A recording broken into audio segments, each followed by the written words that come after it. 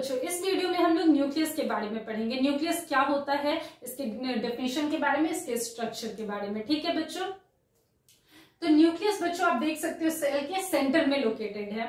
ठीक है बच्चों, सेल के बिल्कुल सेंटर में लोकेटेड रहता है।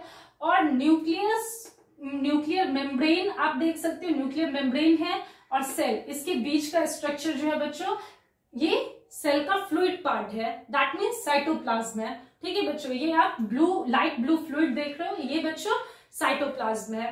ठीक है बच्चों, जो कि न्यूक्लियर मेम्ब्रेन और बच्चों सेल मेम्ब्रेन दोनों के बीच का स्ट्रक्चर है। दोनों के बीच में जो भी फ्लूइड पार्ट रहेगा बच्चों, वो क्या है, वो साइटोप्लाज्म है। ठीक है बच्चों, साइटोप्लाज्म में बाकी दूसरे ऑर्गेनेल्स प्रेजेंट रहते हैं, जैसे कि mitochondria, plastids, lysosomes, Golgi apparatus, है ना बच्चों। ये सारे ऑर्गेनेल्स के बारे में हम लोग डिस्कस करेंगे लेटर वीडियोस में। ठीक है बच्चों, तो बच्चों न्यूक्लियस के बारे में आगे पढ़ने से पहले मैं आपको कुछ बेसिक टर्म्स के बारे में बता देती हूँ। बेसिक टर्म्स में बच्चों आपको डीएनए को देखना है, आरएनए को देखना है और प्रोटीन को देखना है। ठीक है, डीएनए क्या है बच्चों, deoxyribonucleic acid, deoxyribonucleic acid. RNA है बच्चों राइबोन्यूक्लिक एसिड। राइबो से आपको कुछ याद आ रहा है, राइबोन्यूक्लिक एसिड से राइबोसोम्स, राइबोसोम्स कहाँ पे प्रेजेंट रहता है बच्चों, जो रफ एंडोप्लाज्मिक रेटिकुलम रहता है वहां पे राइबोसोम्स प्रेजेंट रहता है बच्चों, है ना। जो रफ एंडोप्लाज्मिक रेटिकुलम आपको साइटोप्लाज्म में होता है और रफ एंडोप्लाज्मिक रेटिकुलम के ऊपर राइबोसोम्स प्रेजेंट रहता है। राइबोसोम्स किस चीज में मदद करता है बच्चों, प्रोटीन्स के सिंथेसिस में मदद करता है। ठीक है बच्चों, राइबोसोम्स प्रोटीन की सिंथेसिस में मदद करता है। तो अब बच्चों ये डीएनए क्या है, डीएनए बच्चों आपके जेनेटिक इंफॉर्मेशन को कैरी करता है। ठीक है बच्चों, डीएनए आपके जेनेटिक इंफॉर्मेशन को कैरी करेगा। तो बच्चों जैसे कि आप लोग बोलते हो ना कि आपका चेहरा देखो इसका चेहरा, या फिर आपका चेहरा, आपका खुद का चेहरा आपके पेरेंट्स से मिलता है ना बच्चों, आपके पापा से मिलता है या फिर आपकी मम्मी से मिलता है। तो आपका चेहरा जैसे मिलता है, तो कैसे हम लोग बोलते हैं कि आपके में वो कैरेक्टर्स कैसे आया, आपके पापा मम्मी के थ्रू आया, है ना बच्चों, आपके पापा मम्मी के थ्रू आया। तो उस कैरेक्टर को कौन कैरी कर रहा है बच्चों, वो डीएनए कैरी कर रहा है। उन कैरेक्टर्स को, जो चेहरा आपके पापा मम्मी का आपके में आया, मतलब आपके पापा मम्मी के चेहरा की तरह आपका चेहरा दिखता है ना, तो बोलते हैं ना कि देखो इस बच्चे का चेहरा इसके पापा की तरह दिख रहा है। क्यों बोल रहा है बच्चों, क्योंकि वो डीएनए जो है उस कैरेक्टर को उस बच्चे में लाया। तो बच्चों डीएनए उस कैरेक्टर को क्या करता है बच्चों, कैरी करता है। ठीक है, डीएनए उस कैरेक्टर को कैरी करता है। उसके डीएनए बच्चों आरएनए में चेंज हो जाता है। अब आरएनए बच्चों प्रोटीन बनाता है। ये जो राइबोन्यूक्लिक एसिड है, ये बच्चों प्रोटीन बनाने में मदद करेगा। ये प्रोटीन क्यों बनाएगा बच्चों, राइबोन्यूक्लिक एसिड प्रोटीन क्यों बनाएगा, क्योंकि बच्चों प्रोटीन ही ऐसा चीज है, ये जो प्रोटीन आप देख रहे हो यही ऐसा चीज है जो कि कैरेक्टर को पास ऑन करने में मदद करता है। ठीक है बच्चों, जैसे जो बच्चे का जो चेहरा अपने पापा से मिल रहा है, तो वो कैरेक्टर को पास ऑन करने में कौन मदद किया बच्चों, प्रोटीन मदद करता है। ठीक है बच्चों, कैरेक्टर्स को पास ऑन करने में प्रोटीन मदद करता है, समझ गए। और डीएनए कैरेक्टर्स को कैरी करता है। कैरेक्टर्स हो गए आपको जीन्स ही उन कैरेक्टर्स को कैरी करेंगे, वो डीएनए में प्रेजेंट रहते हैं। तो बच्चों डीएनए जो है वो कैरेक्टर्स को कैरी किया, उसके बाद आरएनए प्रोटीन बना, डीएनए आरएनए में चेंज हुआ, आरएनए प्रोटीन बना, आरएनए हेल्प किया प्रोटीन की सिंथेसिस में। तो बच्चों प्रोटीन ही कैरेक्टर्स को पास ऑन करने में मदद करेगा। ठीक है बच्चों, ये हम लोग समझ गए, ये बेसिक चीज है, ये आपको समझना है। अब बच्चों ये सब जितना भी है, डीएनए, आरएनए, प्रोटीन वगैरह, ये सब का बच्चों कहाँ जरूरत है, कैरेक्टर्स को पास ऑन करने में, जीन्स में। तो बच्चों ये जो इंपॉर्टेंट चीजें हैं, ये सब कहाँ प्रेजेंट रहेंगी बच्चों, न्यूक्लियस में। ये सारी इंपॉर्टेंट चीजें बच्चों न्यूक्लियस में प्रेजेंट रहेगी। इसीलिए बच्चों न्यूक्लियस डबल मेम्ब्रेन स्ट्रक्चर होगा। डबल मेम्ब्रेन स्ट्रक्चर बच्चों क्यों होगा न्यूक्लियस, क्योंकि ये बच्चों सारे जेनेटिक इंफॉर्मेशन को कैरी करता है। जब ये जेनेटिक इंफॉर्मेशन को कैरी करेगा तो बच्चों इसको बहुत ही सेफ रखना पड़ेगा। तभी तो बच्चों जब ये एक सेल दो सेल में डिवाइड करेगा, तो इस सेल का जो भी कैरेक्टर्स है ये इन दोनों सेल्स में आएगा ना बच्चों, ये इन दोनों सेल्स में आएगा। तो ये कैसे आ पाएगा बच्चों, ये कैसे आ पाएगा, ये with the help of nucleus ही आ पाएगा। न्यूक्लियस में ही डीएनए, आरएनए, प्रोटीन सब है, तो बच्चों ये with the help of nucleus ही आ पाएगा। ठीक है बच्चों, तो इसीलिए बच्चों ये डबल मेम्ब्रेन स्ट्रक्चर रहता है। अब यहाँ पे आप देख रहे हो कि कुछ पोर्स बने हुए हैं। ठीक है बच्चों, ये देख रहे हो कुछ पोर्स बने हुए हैं। मेम्ब्रेन में। ये पोर्स बच्चों किस चीज में हेल्प कर रहा है, जो भी मानो प्रोटीन्स की सिंथेसिस है, जैसे प्रोटीन की सिंथेसिस बच्चों कहाँ होती है, मैंने बोला राइबोसोम्स में होती है ना बच्चों।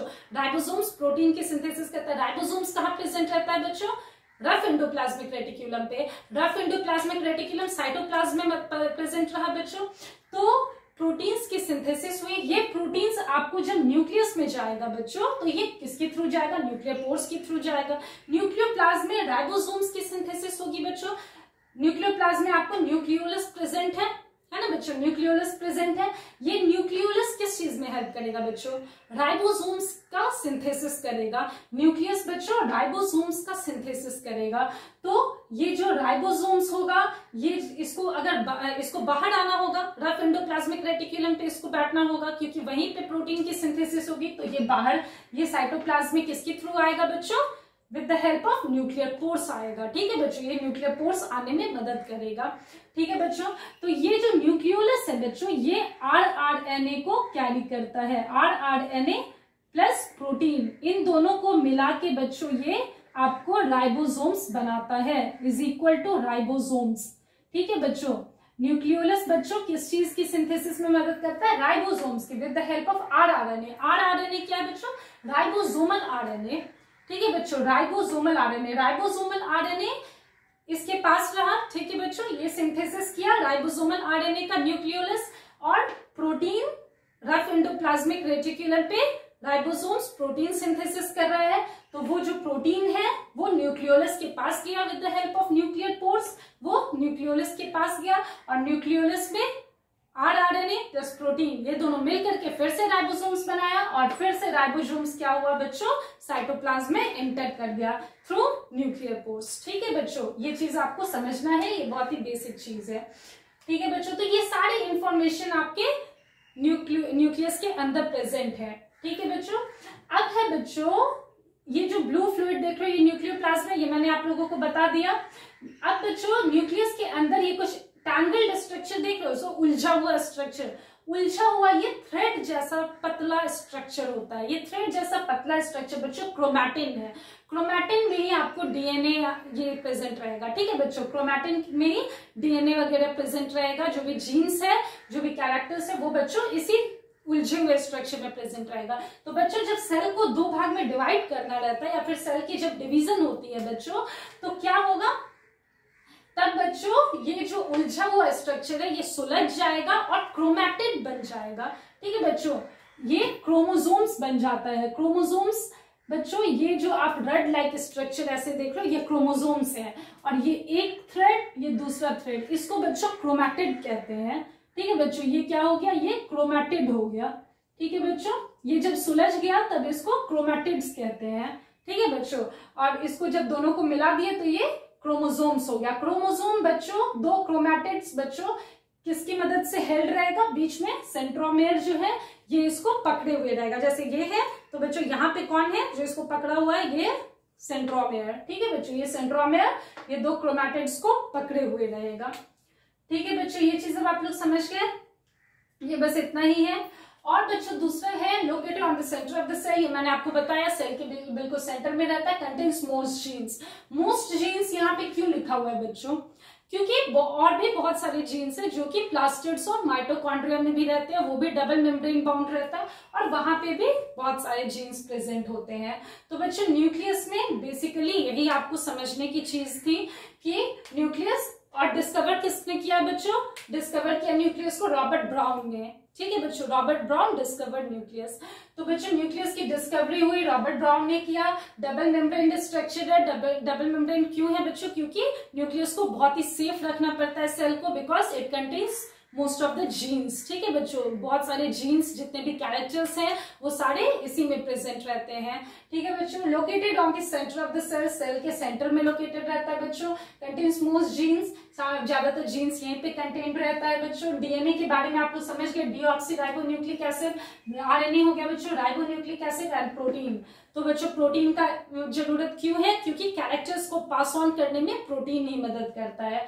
ठीक है बच्चों, न्यूक्लियस में आप लोग देख सकते हैं, न्यूक्लियस के अंदर जो ब्लू कलर का फ्लूइड पार्ट है वो न्यूक्लियोप्लाज्म है। ये सारे जो टैंगल्ड स्ट्रक्चर उलझे हुए हैं वो क्रोमैटिन थ्रेड हैं। ये जो बीच में आपको एक गोल सा स्ट्रक्चर दिख रहा है ये न्यूक्लियोलस है बच्चों। न्यूक्लियोलस आरएनए को कंटेन करेगा, मतलब उसकी सिंथेसिस करेगा, जो राइबोसोमल आरएनए होगा। और जो बच्चों प्रोटीन है वो राइबोसोम्स पे सिंथेसिस होगा। राइबोसोम्स प्रेजेंट रहेगा रफ एंडोप्लाज्मिक रेटिकुलम पे। रफ एंडोप्लाज्मिक रेटिकुलम बच्चों यहाँ पे कहीं प्रेजेंट रहेगा, दैट मीन्स साइटोप्लाज्म में प्रेजेंट रहेगा। तो यहाँ पे जब बच्चों राइबोसोम्स रफ एंडोप्लाज्मिक रेटिकुलम पे प्रोटीन की सिंथेसिस करेगा, वो प्रोटीन कहाँ चला जाएगा बच्चों, न्यूक्लियोलस के पास जाएगा। और न्यूक्लियोलस के पास जाकर के वो राइबोसोमल आरएनए के साथ मिलकर के राइबोसोम्स की सिंथेसिस करेगा। ठीक है बच्चों, राइबोसोम्स फिर न्यूक्लियर पोर से निकल करके रफ एंडोप्लाज्मिक रेटिकुलम पे आकर के बैठेगा और प्रोटीन की सिंथेसिस में मदद करेगा। बस बच्चों इतना आपको समझना है, दैट्स ऑल। सो बच्चों that's all in this video. So stay tuned बच्चों, और भी मैं बहुत सारे वीडियोस लाऊंगी। और प्लीज आप लोग लाइक, कमेंट, सब्सक्राइब, शेयर सब कुछ करते रहिए प्लीज। थैंक यू बच्चों, thank you and have a nice day.